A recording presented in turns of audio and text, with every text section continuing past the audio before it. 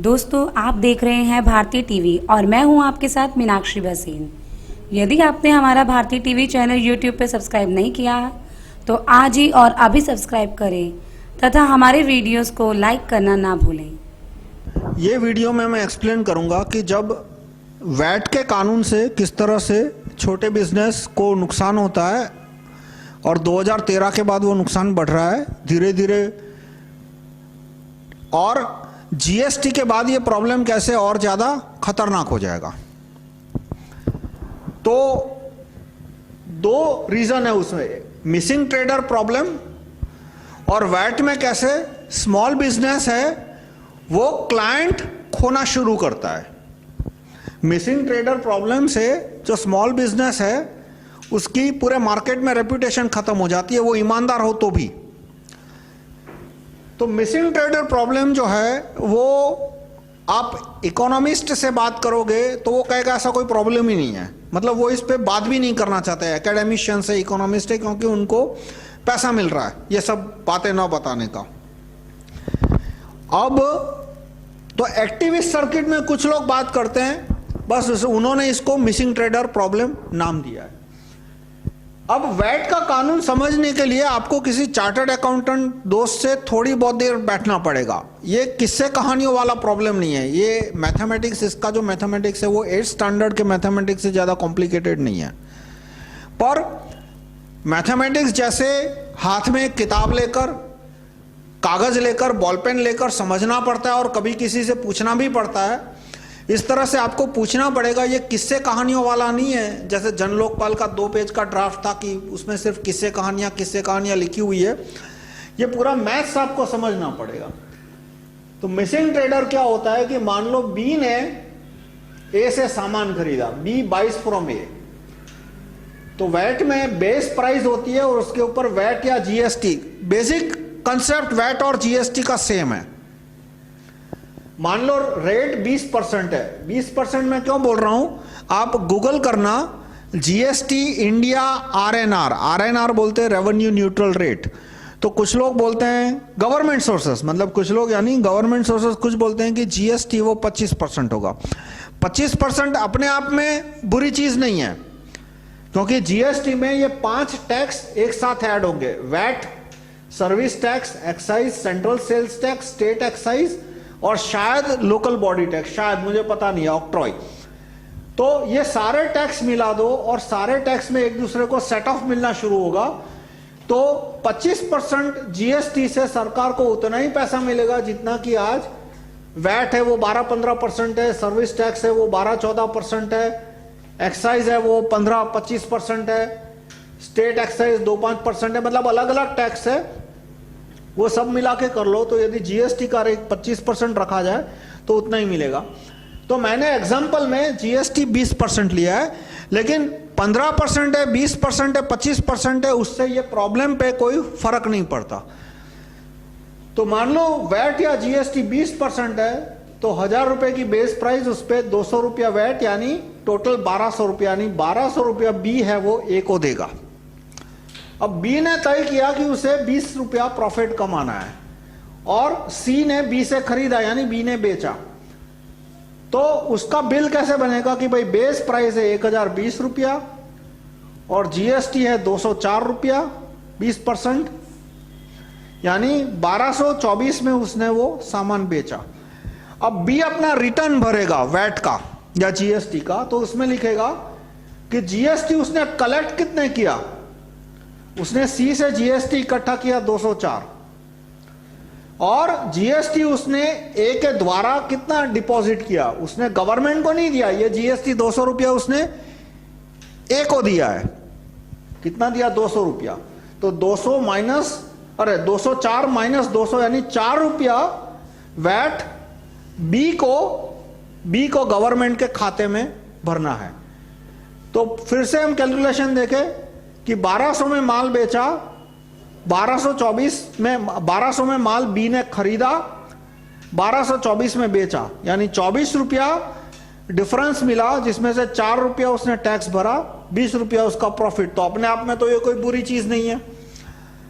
लेकिन क्वेश्चन आता है what if A does not पे ₹200, यानी ये जो जीएसटी है वो ए ने नहीं भरा तो क्या होगा, इसको बोलते हैं missing trader problem. Missing trader problem यानी कि ए व्यापारी जो है वो गायब हो गया। तो दो वैट का कानून अलग अलग राज्यों में आया, कहीं पे 2005 में, 2006 में, 2007 में।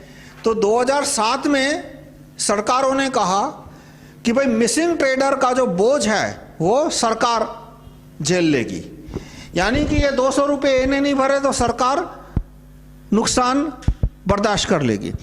लेकिन अलग अलग राज्यों ने 2011, 2012, गुजरात ने 2013 में ये कानून बनाया कि यदि ए 200 रुपया नहीं भरता तो बी को 200 रुपया डायरेक्टली या इनडायरेक्टली दोबारा भरना पड़ेगा। कैसे, वो स्टेटमेंट थोड़ा टेक्निकल है कि input credit will be denied if vendor does not deposit, ये एग्जैक्ट वर्ड है। इसका मतलब ये 200 रुपया उसको इनपुट क्रेडिट बोलते हैं। तो input credit will be denied यानी इस पे कैंसिल हो गया इनपुट क्रेडिट, क्योंकि ए ने नहीं भरा। ए है वो 200 रुपया वैट भरे बिना अमेरिका भाग गया, तो input credit will be denied. तो अब बी को कितना 204 रुपया भरना पड़ेगा, यानी बी ने ऑलरेडी 200 रुपया तो ए को दे दिया था, लेकिन अब उसको 200 दोबारा देना पड़ेगा, यानी 20 रुपए का प्रॉफिट हुआ और 200 रुपए का घाटा, यानी ट्रांजैक्शन में उसको 180 का नुकसान हो गया। यानी बी के 10 ट्रांजैक्शन का लॉस हो गया। 10 ट्रांजैक्शन में वो जितना कमाया था, एक आदमी उसको गलत मिल गया, वो 10 धंधे का उसने गंवा दिया। तो इससे स्मॉल बिजनेस कैसे एक के बाद एक खत्म होने शुरू होते हैं कि ये जो मिसिंग ट्रेडर है, वो जो लार्ज कंपनी है वो इस तरह का धंधा कम करेगी। क्यों? क्योंकि उसके इतने सारे एसेट है, इतने सारी दौलत बिखरी हुई है कि वो भाग नहीं सकती, वो गायब नहीं हो सकती दूसरे दिन, कि सारा ऑफिस घर जो भी है वो सब बेच के गायब हो जाए और कल उसका आता पता नहीं है। तो इसलिए मान लो बिजनेस में 100 लोग हैं, मैं हूं, तुम हो, अलग अलग लोग हैं। मैंने आपको टोपी पहनाई, 2 पर 10-15 और लोगों को टोपी पहनाई और मैं भाग गया वैट दिए बिना। तो अब दूसरे दिन जब आप माल बेचने जाओगे तो लोग आप पे भी अविश्वास करेंगे, क्योंकि वेरिफिकेशन किसी के सर पे तो लिखा नहीं है कि ये ईमानदार है या बेईमान है, इतना ही लिखा है कि ये बड़ा है या छोटा है। तो इतना है कि भाई बड़ा है वो गायब नहीं हो जाएगा एक ही दिन में, जबकि छोटा है वो हो सकता है गायब हो जाए। तो ये मिसिंग ट्रेडर प्रॉब्लम है, वो वैट का फंडामेंटल कैरेक्टरिस्टिक है। इसलिए जिस जिस देश में वैट आया, ब्रिटेन हो, यूरोप के अन्य देश है, जर्मनी है, फ्रांस है, वहां पे छोटे बिजनेस है वो कम होते गए। अब देखिए ये मिसिंग ट्रेडर प्रॉब्लम है वो एक्साइज में नहीं है। मान लो मैं फैक्ट्री चला रहा हूं तो मुझे 20% एक्साइज भरना है। मैंने 100 रुपए का माल बनाया, आपको बेचा किसी भी प्राइस पे, और बाद में मैंने एक्साइज नहीं भरा, तो सरकार आपके पीछे नहीं आएगी, आपको यह नहीं कहेगी कि राहुल मेहता ने 20 रुपए का एक्साइज नहीं भरा, आप 20 रुपए का भरो। जबकि वैट में यदि सेलर है, ये यहां पे सेलर है, सेलर वैट नहीं भरता तो वो बर्डन बायर पे ट्रांसफर हो जाता है। यदि बायर ट्रेडर है तो, यदि बायर एंड यूजर है तो उसको कोई प्रॉब्लम नहीं होगा। इसमें गवर्नमेंट है वो एंड यूजर के पीछे नहीं जाती, वो वो ट्रेडर के पीछे भागती है। क्यों? क्योंकि ट्रेडर का धंधा कम करके उनको वो सारा धंधा बड़ी कंपनियों में ट्रांसफर करना है। पूरे वैट के पीछे दुनिया का हर एक अर्थशास्त्री वैट को क्यों सपोर्ट करता है? क्योंकि हर एक अर्थशास्त्री को, जो बड़े बिजनेसमैन है, वो पैसा दे रहे हैं कि वैट को सपोर्ट करो, क्योंकि वैट का कानून आने के बाद सारा धंधा स्मॉल बिजनेस से निकल के बड़े बिजनेस के हाथ में जाना शुरू हो जाएगा। इसलिए एक्साइज का कानून गलत है, मैं एक्साइज को सपोर्ट नहीं करता, मैं वेल्थ टैक्स को सपोर्ट करता हूं। लेकिन एक्साइज में मिसिंग ट्रेडर प्रॉब्लम नहीं है, यानी कि बायर की जिम्मेदारी नहीं बनती यदि सेलर कुछ गड़बड़ी करता है तो, या सेलर टैक्स नहीं भरता है। इसी तरह से वेल्थ टैक्स में, ये मेरा ऑफिस है, मान लो वेल्थ टैक्स का कानून आया तो इस ऑफिस पे मुझे जो भी 10, 20, 50 हजार टैक्स देना पड़ेगा। और मान लो मैं टैक्स नहीं देता तो सरकार मेरे एम्प्लॉय के पीछे नहीं जाएगी, या सरकार जिन जिन लोगों ने मेरे ऑफिस से सामान खरीदा उनके पीछे नहीं जाएगी। जो आया होगा वो मेरे और सरकार के बीच में होगा। मेरे क्लाइंट के ऊपर कोई टैक्स लायबिलिटी नहीं आएगी।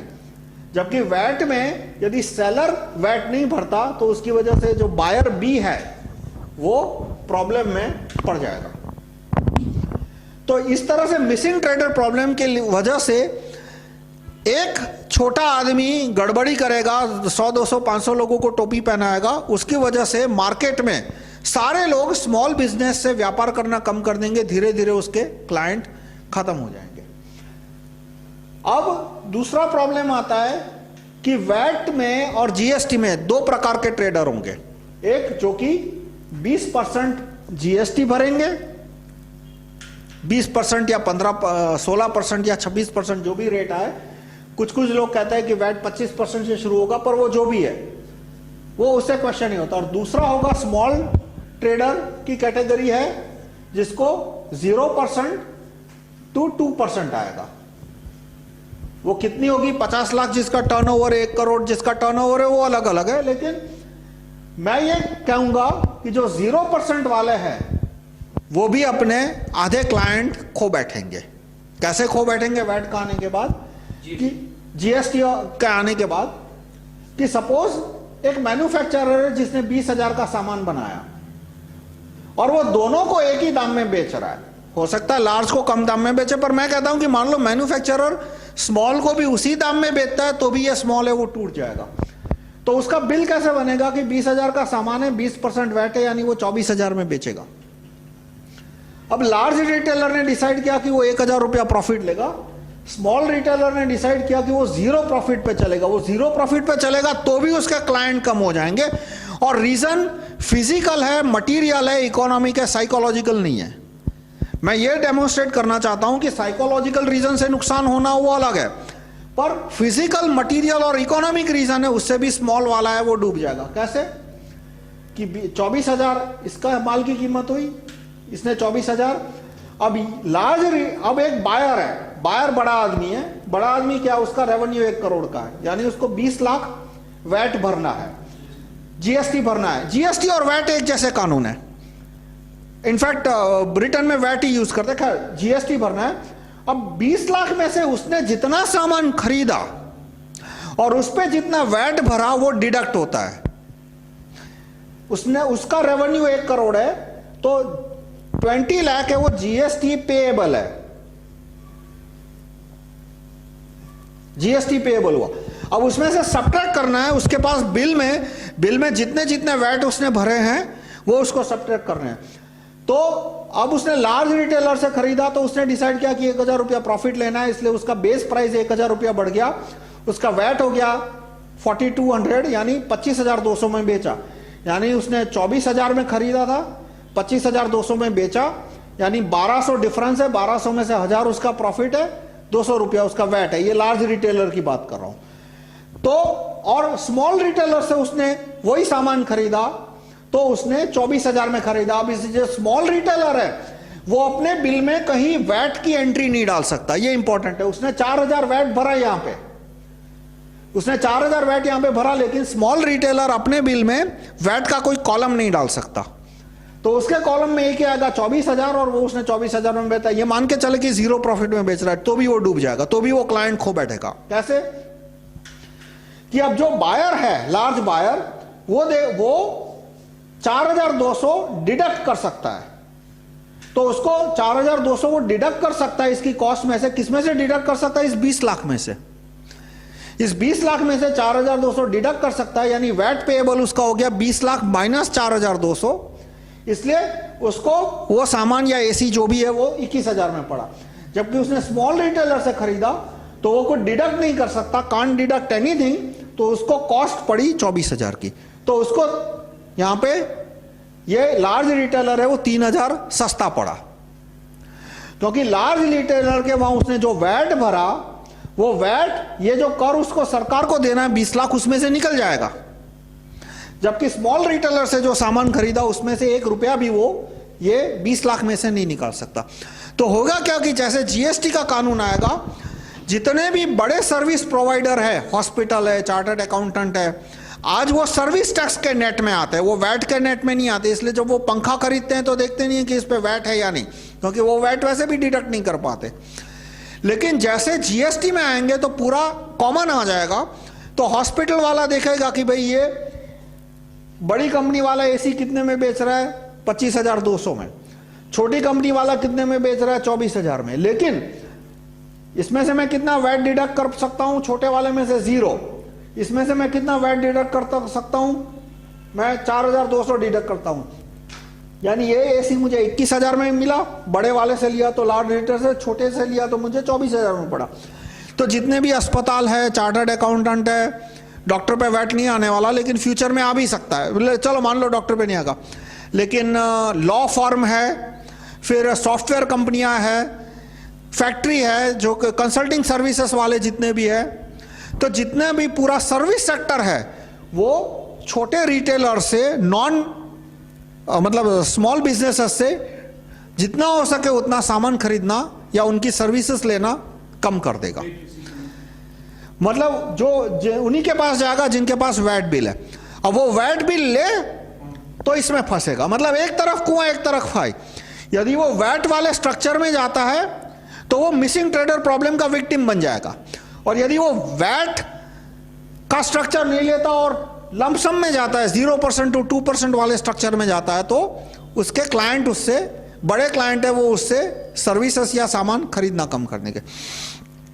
इसलिए वैट का पूरा स्ट्रक्चर ही ऐसा है कि इसमें छोटे बिजनेसेस है वो खत्म होते जाए और बड़े उनका बिजनेस है वो बड़े बिजनेस में ट्रांसफर होता जाए। अब देखिए, यदि कोई ऐसी चीज है जिसमें एफिशिएंसी का इश्यू है और एफिशिएंसी की वजह से बड़ी कंपनी छोटी कंपनी को खत्म करती है, तो मुझे कोई प्रॉब्लम नहीं है। मैं फिर से बोलता हूं, मैं कोई छोटी कंपनी यानी अच्छी कंपनी इसमें मानने वाला नहीं हूं। स्मॉल इज ब्यूटीफुल, ये बकवास बात है। यदि अपनी इकोनॉमिक एफिशिएंसी से बड़ा आगे निकल जाए तो मुझे कोई प्रॉब्लम नहीं है। अपनी इकोनॉमिक एफिशिएंसी की वजह से छोटा आगे निकल जाए तो भी कोई प्रॉब्लम नहीं है। लेकिन टैक्स के कानून की वजह से छोटे पे ज्यादा बर्डन हो और बड़ा आगे निकल जाए, वो गलत है। क्यों? इसमें सोसाइटी का आगे चल के नुकसान है। जैसे ब्रांड नेम का कानून है तो वो बड़ी कंपनी को फेवर करता है, क्योंकि जो छोटी कंपनियां होती हैं उनके पास कोई ब्रांड नेम नहीं होता। छोटा किसी ने कोई मुश्किल से कोई छोटा किराने का एक दो स्टोर है उसके पास, तो उसकी कोई फ्रेंचाइजी नहीं होती। इसी तरह से ब्रांड नेम है, फ्रेंचाइजी का स्ट्रक्चर है, तो वो भी बड़े बिजनेस को फेवर करता है। तो इन सबको मैं सपोर्ट करता हूं। फ्रेंचाइजी से रिलेटेड कानून है वो भी अच्छी है, क्योंकि उसमें कस्टमर का भी फायदा है। जब आप कोई ब्रांड देखते हो तो आपको गारंटी होती है कि भाई मिनिमम आपको इतना मिलेगा। तो जो कानून से सोसाइटी को फायदा है और उससे बिग बिजनेस को फायदा, उसमें कोई गलत चीज नहीं है। लेकिन यहाँ पे ऐसा नहीं है कि लार्ज कंपनी है वो ज्यादा एफिशिएंटली काम कर रही है, लेकिन जो टैक्स का कानून है वो कहता है कि लार्ज कंपनी होगी तो ये 4,000 का बेनिफिट कस्टमर तक पास होगा, स्मॉल रिटेलर के थ्रू आएगा तो ये 4,000 का बेनिफिट एंड यूजर को पास नहीं होगा। और टैक्स के कानून की वजह से ये छोटी कंपनियां हैं, छोटे बिजनेसेस है, वो खत्म होंगे। इसी तरह से मिसिंग ट्रेडर का प्रॉब्लम, तो ए ने टैक्स नहीं भरा, इसमें बी की कोई गलती नहीं है, लेकिन फिर भी उसकी वजह से बी को नुकसान भुगतना पड़ेगा। और उसकी वजह से एक छोटा बिजनेसमैन है वो 100, 200, 500 लोगों को चुना लगाएगा, सारे छोटे बिजनेस की वैल्यू मार्केट में कम हो जाएगी। तो इसका सॉल्यूशन क्या है? सॉल्यूशन मैं प्रपोज करता हूं वो है wealth tax. Wealth tax minus income tax, वो मैंने चैप्टर 25 में डिस्क्राइब किया। उसका एक डिटेल आर्टिकल मैं अपने इस पे फेसबुक पे डालूंगा और एक डिटेल वीडियो भी हमने बनाया है वेल्थ टैक्स पे। आप right to recall group channel में देखोगे, यूट्यूब के right to recall group channel में, तो आप वेल्थ टैक्स पे आपको 2-3 वीडियो मिलेंगे, उसमें मैंने डिस्क्राइब किया है। तो मैं आपसे रिक्वेस्ट करूंगा कि आप एमपी को SMS से ऑर्डर भेजो कि जीएसटी का कानून कैंसिल होना चाहिए और उसके बजाय वेल्थ टैक्स का कानून आ जाए। और जो भी वेल्थ टैक्स का ड्राफ्ट आपको ठीक लगता है उसका URL आप अपने SMS में डालो।